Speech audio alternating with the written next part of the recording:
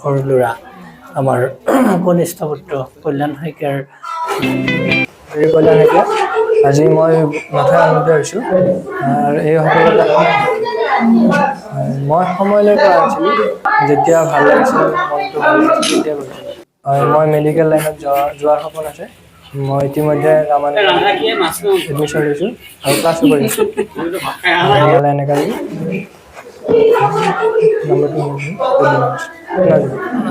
মই এটাই কথা ক'ম সদায় কনচিষ্টেণ্ট থাকিব ক'ম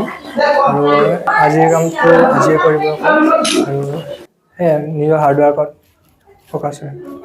হয় মোৰ মা দেউতা আছে শিক্ষাগুৰুসকল আছে পংকজ ছাৰ ৰঞ্জন ছাৰ হয় লগ বন্ধু তেনেকৈ নাই কিন্তু ভাল আছিল লগ বন্ধু ঘণ্টালৈ পঢ়াইছিলোঁ কোনোবা দিনা কিন্তু সদায় পঢ়িছিলোঁ ঘণ্টাকৈ পঢ়িব নালাগে মানে যেতিয়া ভাল লাগে সদায় পঢ়িব লাগে যেতিয়া ভাল লাগে তেতিয়া পঢ়িব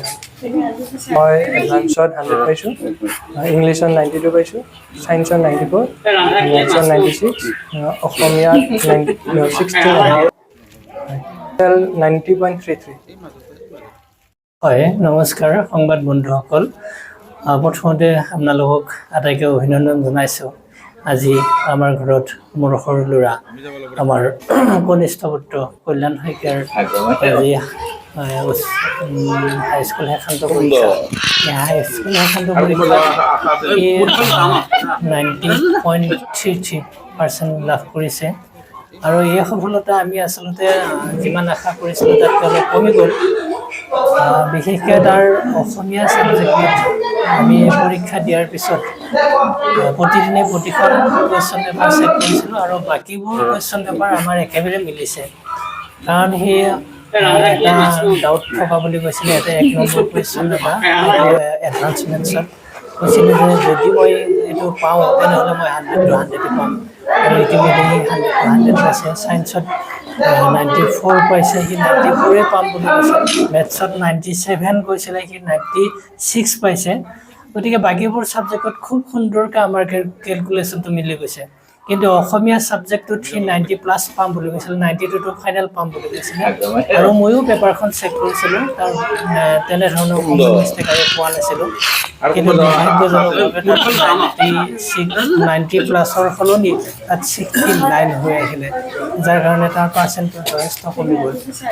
গতিকে সেইটোত আমাৰ অকণমান আশা থাকিল আমি ৰিকল কৰিম বুলি ভাবিছোঁ অসমীয়া বিষয়ৰ প্ৰশ্ন কাকতখন আৰু আনহাতে মই ক'ব খোজোঁ যে আচলতে পিছপৰা গাঁও অঞ্চল বুলি কোনো কথা নাই খেতিয়কৰ ল'ৰা বুলি কোনো কথা নাই কাৰণ মই এজন নিজেই খেতিয়ক যদি শিক্ষাৰ প্ৰতি সচেতনতা থাকে যদি সজাগতা থাকে ল'ৰা ছোৱালী যদি একাগ্ৰতা থাকে তেনেহ'লে আচলতে কৃতকাৰ্য হোৱাত কোনেও বাধা দি ৰাখিব নোৱাৰে এইবোৰ দৰিদ্ৰতা বা পৰিৱেশ কাৰণতে হেঙাৰ হ'ব নোৱাৰে গতিকে মানুহে যদি চেষ্টা কৰে ল'ৰা ছোৱালীয়ে যদি চেষ্টা কৰে তেনেহ'লে নিশ্চয় সি স্কুলৰ লক্ষ্যত উপনীত হ'ব পাৰে গতিকে অনুভৱটো খুবেই ভাল কাৰণ আমাৰ এই অঞ্চলত ঠিক এনেধৰণৰ ৰিজাল্ট আগতে আমি খুব কমেই পাইছিলোঁ আৰু এতিয়া অকণমান আগতে শুনিছোঁ যে তেখেত আমাৰ ল'ৰাজনী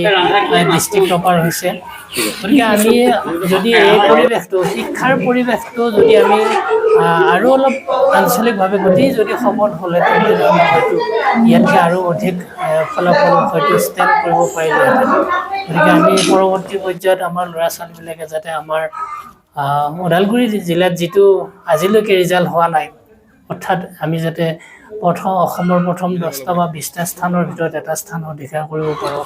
তাৰ প্ৰতি আমি লক্ষ্য ৰখাৰ প্ৰয়োজন আছে একচুৱেলি সি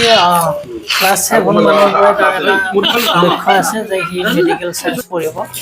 আৰু ইতিমধ্যে আকাশৰ আণ্ডাৰত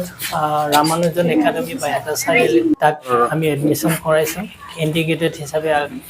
সি মেডিকেল চায়েন্স পঢ়িব গতিকে হায়াৰ ছেকেণ্ডেৰী আৰু নীটৰ যি পৰীক্ষা সি একেলগে একে বছৰতে দিয়াৰ প্ৰস্তুতি চলাইছে আৰু ইতিমধ্যে ৰামানুজন একাডেমি বাইহাটা চাৰিআলিত তাৰ এডমিশ্যন হৈ গৈছে